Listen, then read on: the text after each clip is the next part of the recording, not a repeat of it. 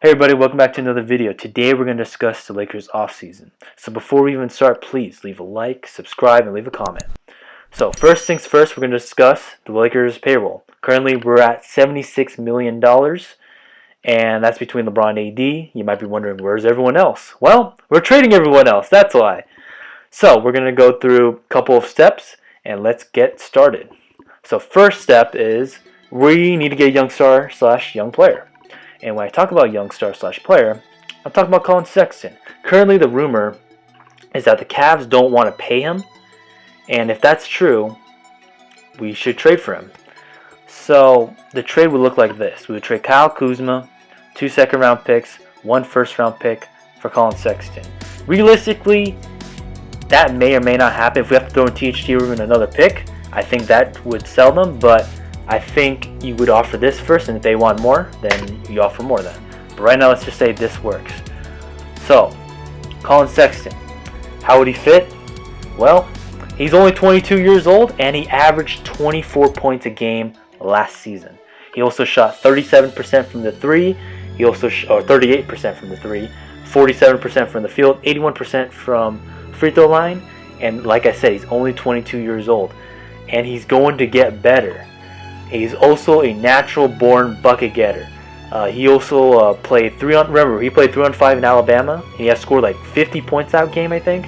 And don't forget, this season he torched the Big Three Nets for 42 points and destroyed Kyrie Irving. He's a natural-born bucket getter. If we get him, he would literally be the third option. And the Lakers need bucket getters. This is the guy they should get. He's only 22 years old. He plays with heart, with passion, and he hustles. He would be the perfect fit playing alongside LeBron James, Anthony Davis. And he's only 22 years old, so please, Lakers, trade for him. So, second thing would be get a big man. I'm going to discuss one by signing and one by trading. So we're going to go signing first. The first thing is we need to re-sign Dwight Howard. First of all, we should never, ever get rid of him. We should have literally re-signed him. This season, he averaged like 8 points and 8 rebounds and almost a block a game off the bench.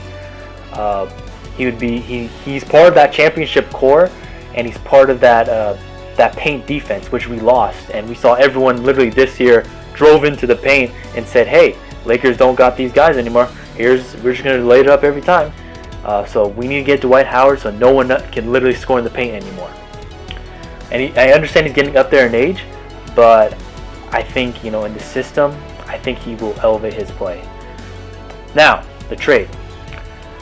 Miles Turner, pretty much, is the trade. So, how we would get him, we would trade Marc Gasol, KCP, sign and trade Montrezl Harrell, trade Alfonso McKinney, and the 2026 first-round pick. I think that trade would blow the Pacers away, hopefully. And if you guys don't know who Miles Turner is, well, he's considered one of the best shot-blocking bigs in the NBA.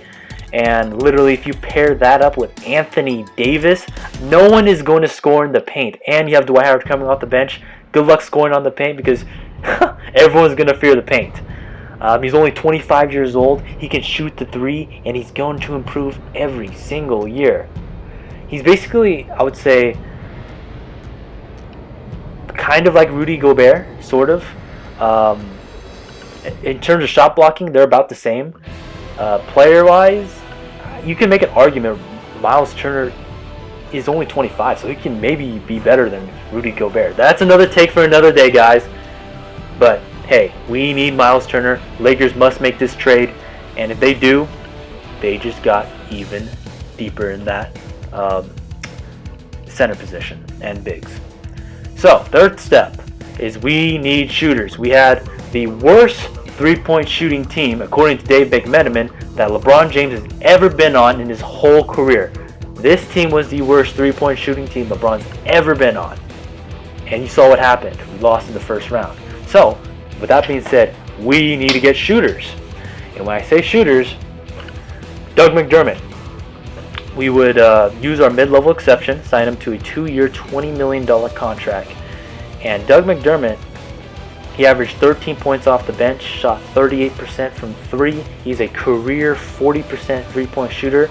And I think playing alongside LeBron James, you're going to get a lot of wide open opportunities, and Anthony Davis, because those guys are going to have the most of the attention. So you're going to get more wide open opportunities. And Doug McDermott, when he's wide open, he's cash, and he can cut to the lane as well.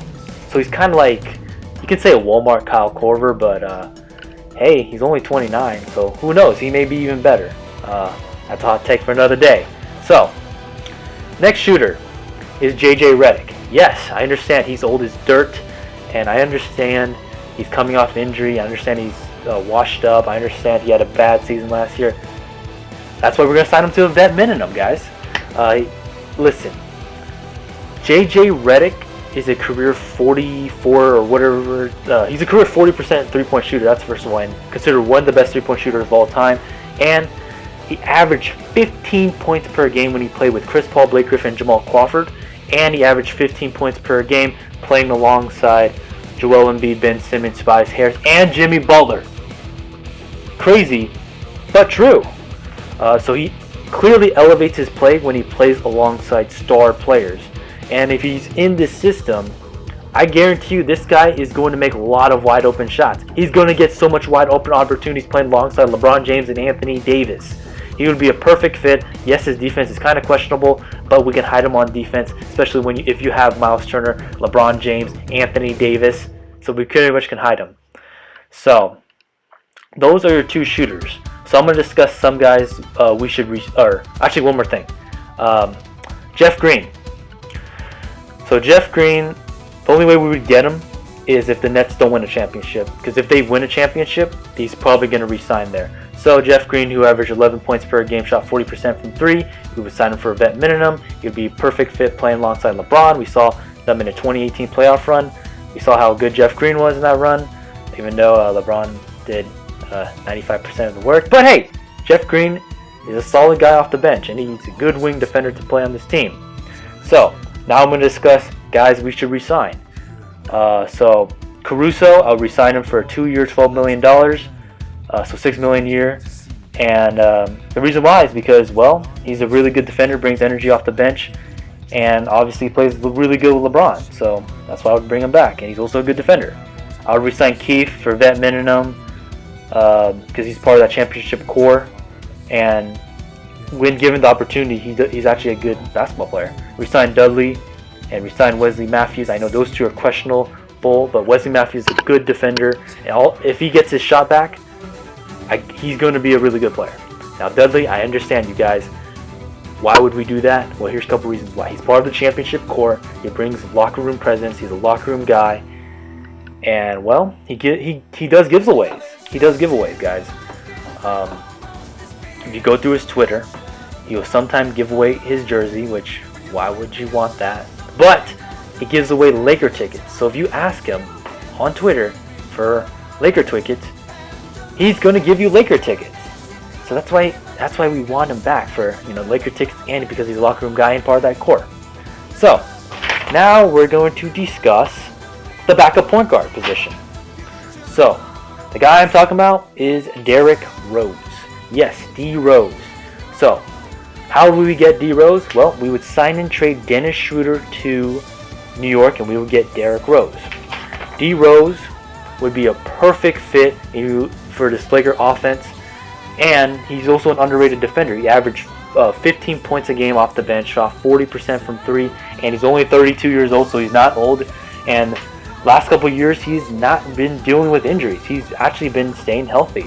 And yes, he's a born bucket getter, and he can get guys involved. He's basically when we had Rondo at the time. He's basically that, but on roids. So think how good Derrick Rose is going to be off the bench on this team. So LeBron can finally get rest, and when Rose comes in, he can run the show.